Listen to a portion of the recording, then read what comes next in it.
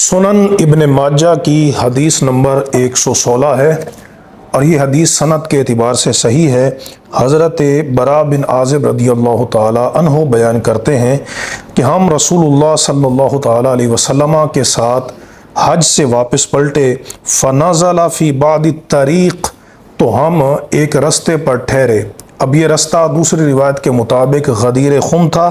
فامر الصلاۃ جامعہ، تو آپ علیہ السلام نے نماز قائم کرنے کا حکم دیا، اور پھر اس کے بعد فاخذ بید علی رضی اللہ تعالیٰ عنہ، حضرت سیدنا مولا مرتضی علی شیر خدا کرم اللہ وجہہ الکریم کے دست مبارک کو پکڑا اور فرمایا فقال الست اولا بالمؤمنین من انفسہم، کہ کیا میں مومنین کی جانوں سے بڑھ کر زیادہ قریب یا محبوب نہیں ہوں؟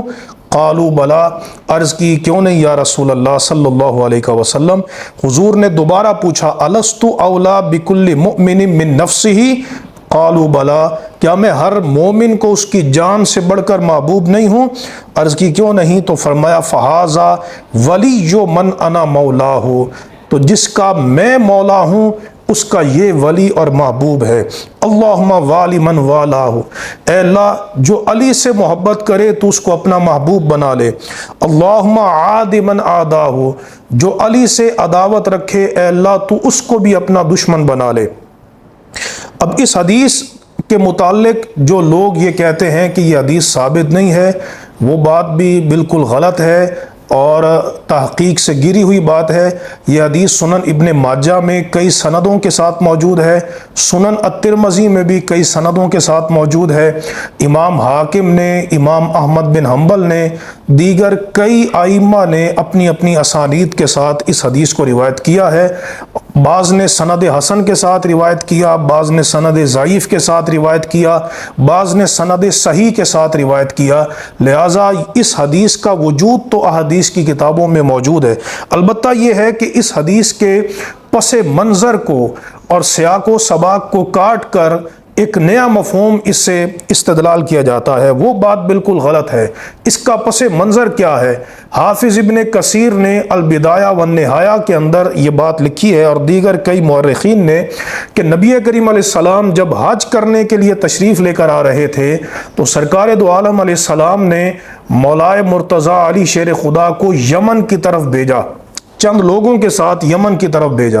حافظ ابن کثیر کے مطابق وہ مال غنیمت کا خمس جو ہے اس کو وصول کرنے کے لیے گئے، یا کسی جنگ کے لیے آپ تشریف لے کر گئے، تو وہاں حضرت مولا مرتضی علی شیر خدا پر بعض لوگوں نے تقسیم پر اعتراض کیا، یا بعض نے کہا کہ کسی باندی کی وجہ سے آپ پر اعتراض کیا گیا، اور یہ اعتراض انہوں نے جب مولا مرتضی علی شیر خدا حج کے لیے سرکار علیہ السلام کے پاس آئے مکہ شریف میں، اس وقت چند لوگوں نے حضرت مولا مرتضی علی شیر خدا پر اعتراض کیے، ان پر تنقید کی۔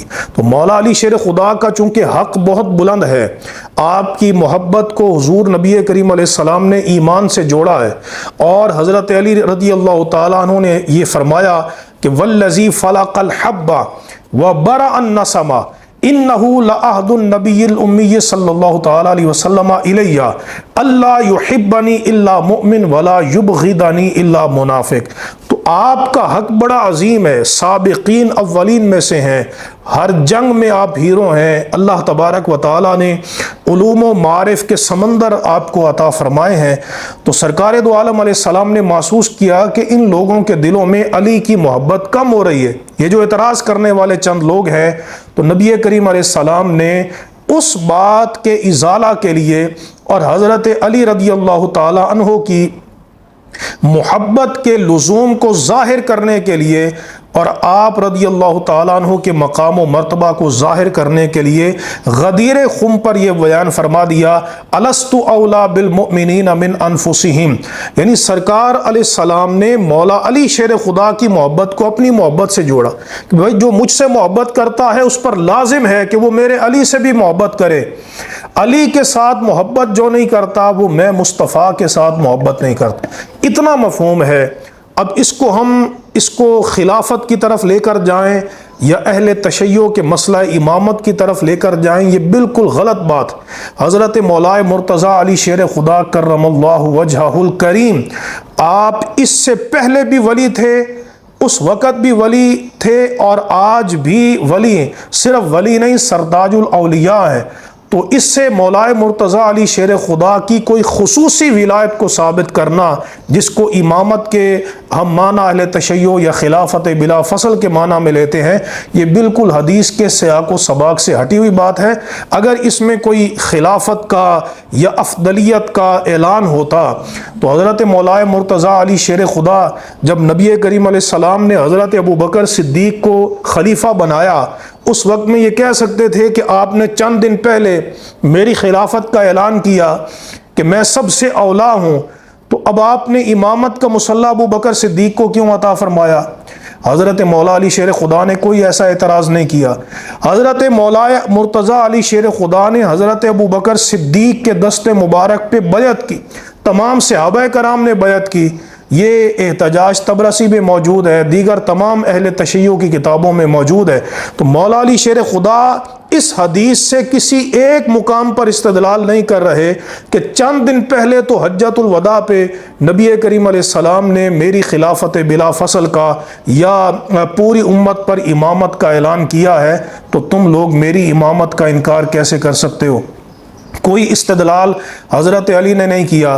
حضرت مولا مرتضیٰ علی شیر خدا کرم اللہ وجہہ الکریم، آپ نے حضرت عمر رضی اللہ تعالیٰ عنہ کے ہاتھ پہ نہ صرف بیعت کی بلکہ ان کی خلافت کو آیت استخلاف کا آپ نے مصداق قرار دیا، جو اللہ رب العزت نے ارشاد فرمایا وعد اللہ الذین آمنوا منکم وعملوا الصالحات لیستخلفنہم فی الارض، کہ اللہ ان کو ایمان والوں کو زمین میں خلیفہ بنائے گا، اور اللہ نے یہ وعدہ کیا ہے۔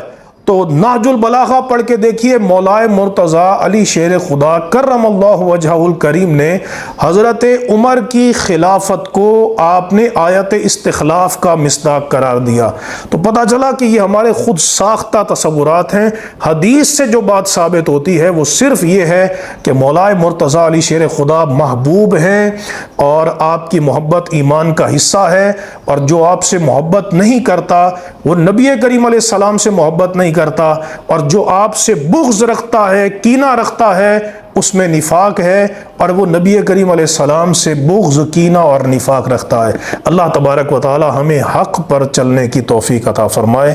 وآخر دعوانا ان الحمد للہ رب العالمین۔